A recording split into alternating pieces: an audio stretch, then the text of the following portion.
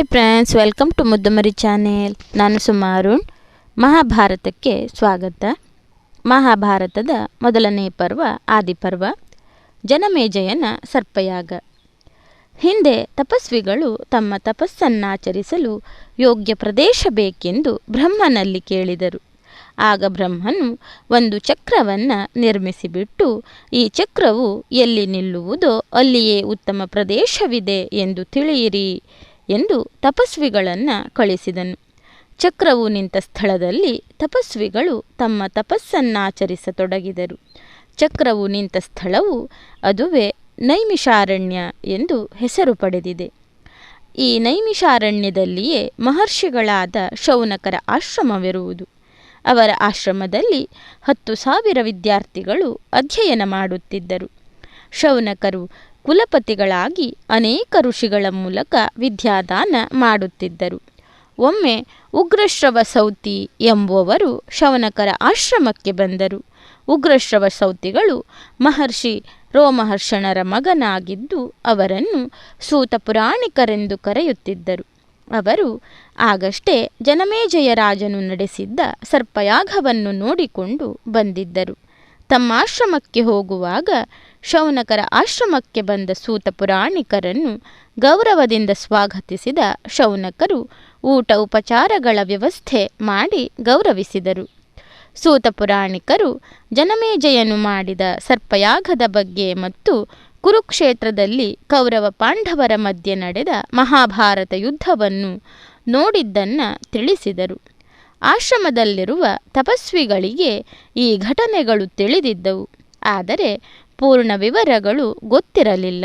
ಆದ್ದರಿಂದ ಶೌನಕರು ಸೂತ ಪುರಾಣಿಕರನ್ನು ಜನಮೇಜಯನು ಸರ್ಪಯಾಗವನ್ನು ಮಾಡಲು ಕಾರಣವೇನು, ಆ ಯಾಗದ ಮಹತ್ವವೇನು ಎಂದು ಕೇಳಿದರು. ಆಗ ಸೂತ ಪುರಾಣಿಕರು ಋಷಿಗಳಿಗೆ ವಿಷಯವನ್ನು ಹೇಳಲಾರಂಭಿಸಿದರು. ಅರ್ಜುನನ ಮಗನಾದ ಪರೀಕ್ಷಿತ್ ರಾಜನು ಮಹಾಭಾರತ ಯುದ್ಧ ಮುಗಿದ ನಂತರದಲ್ಲಿ ಹಸ್ತಿನಾವತಿಯಲ್ಲಿ ಉತ್ತಮ ರೀತಿಯಲ್ಲಿ ಆಡಳಿತವನ್ನು ನಡೆಸಿಕೊಂಡಿದ್ದನು. ಚಂದ್ರವಂಶವು ನಾಶವಾಗುವ ಸ್ಥಿತಿಯಲ್ಲಿ ಈ ರಾಜಕುಮಾರನ ಜನನವಾದ್ದರಿಂದ ಇವನಿಗೆ ಪರೀಕ್ಷಿತ ಎಂಬ ಹೆಸರು ಬಂದಿತ್ತು. ಇವನ ರಾಜ್ಯದಲ್ಲಿ ಪ್ರಜೆಗಳು ಸಂತೋಷದಿಂದ ಇದ್ದರು. ಒಮ್ಮೆ ಪರೀಕ್ಷಿತ ರಾಜನು ಬೇಟೆಯಾಡಲು ಅಡವಿಗೆ ಹೋದನು. ಪ್ರಾಣಿಗಳನ್ನು ಬೆನ್ನಟ್ಟಿ ಹೋಗುತ್ತಿದ್ದ ಪರೀಕ್ಷಿತ ಜಿಂಕೆಯೊಂದನ್ನು ಅನುಸರಿಸಿ ದೂರ ಬಂದಾಗ ಜಿಂಕೆಯು ಒಂದು ಆಶ್ರಮದ ಬಳಿಯಲ್ಲಿ ಮರೆಯಾಯಿತು. ಆ ಆಶ್ರಮದಲ್ಲಿ ಶಮೀಕನೆಂಬ ಮುನಿಯು ತಪಸ್ಸನ್ನಾಚರಿಸುತ್ತಿದ್ದನು. ಪರೀಕ್ಷಿತ ರಾಜನು ಮೌನವ್ರತದಲ್ಲಿದ್ದ ಶಮೀಕನಿಗೆ, ತಪಸ್ವಿಗಳೇ, ಇಲ್ಲಿ ಎಲ್ಲಿಯೋ ಒಂದು ಜಿಂಕೆ ಅಡಗಿಕೊಂಡಿದೆ, ನಿಮಗೆ ತಿಳಿದಿದೆಯೇ ಎಂದು ಕೇಳಿದನು. ಶಮೀಕನು ಯಾವ ಉತ್ತರವನ್ನು ಹೇಳಲಿಲ್ಲ.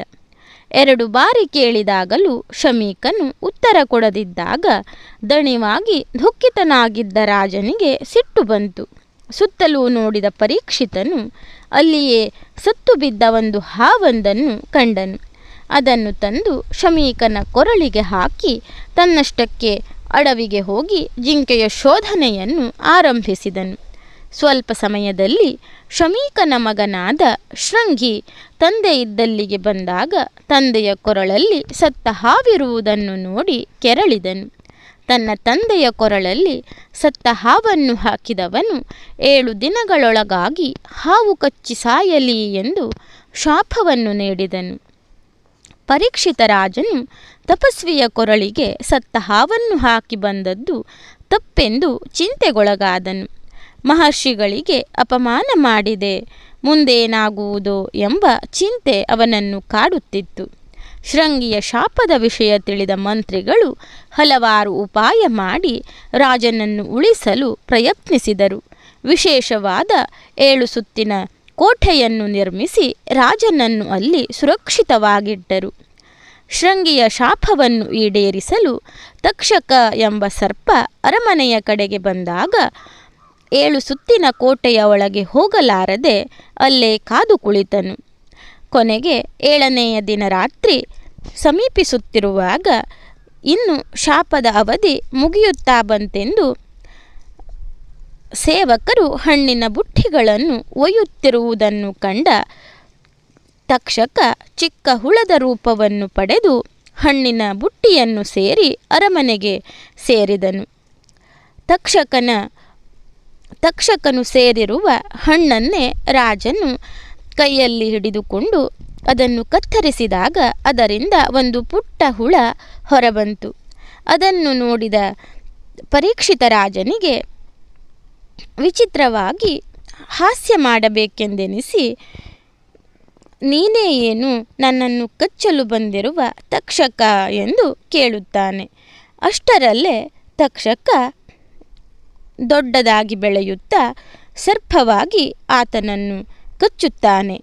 ಪರೀಕ್ಷಿತ ರಾಜನು ಮರಣ ಹೊಂದುತ್ತಾನೆ. ಅವನ ಮಗ ಜನಮೇಜಯ ಇನ್ನೂ ಚಿಕ್ಕವನಿರುತ್ತಾನೆ.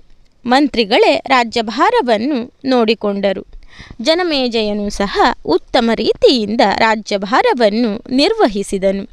ಗುರುಕುಲದಲ್ಲಿ ವಿದ್ಯೆಯನ್ನು ಕಲಿಯಲಾರಂಭಿಸಿದ ಜನಮೇಜಯ ಸಕಲ ವೇದಶಾಸ್ತ್ರಗಳನ್ನು, ಬಿಲ್ವಿದ್ಯೆ, ಖಡ್ಗಯುದ್ಧ ಮುಂತಾದವನ್ನು ಕಲಿಯುತ್ತಿದ್ದನು. ವಿದ್ಯಾಭ್ಯಾಸವನ್ನು ಮುಗಿಸಿದ ನಂತರ ಜನಮೇಜಯನು ಹಸ್ತಿನಾಮತಿಗೆ ಬಂದು ರಾಜ್ಯದ ಆಡಳಿತವನ್ನು ನೋಡಿಕೊಂಡು ಇದ್ದನು.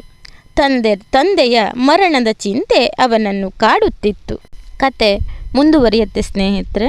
ನನ್ನ ವಿಡಿಯೋಗಳೆಲ್ಲ ನಿಮಗೆ ಇಷ್ಟವಾಗ್ತಾ ಇದ್ದರೆ ನನ್ನ ಮುದ್ದುಮರಿ ಚಾನಲನ್ನು ಸಬ್ಸ್ಕ್ರೈಬ್ ಮಾಡದೆ ನೋಡ್ತಾ ಇರುವವರು ದಯವಿಟ್ಟು ಸಬ್ಸ್ಕ್ರೈಬ್ ಮಾಡಿ, ಆಲ್ ಅಂತ ಸೆಲೆಕ್ಟ್ ಮಾಡ್ಕೊಳ್ಳಿ, ಶೇರ್ ಮಾಡಿ, ಲೈಕ್ ಮಾಡಿ, ಕಮೆಂಟ್ ಮಾಡಿ.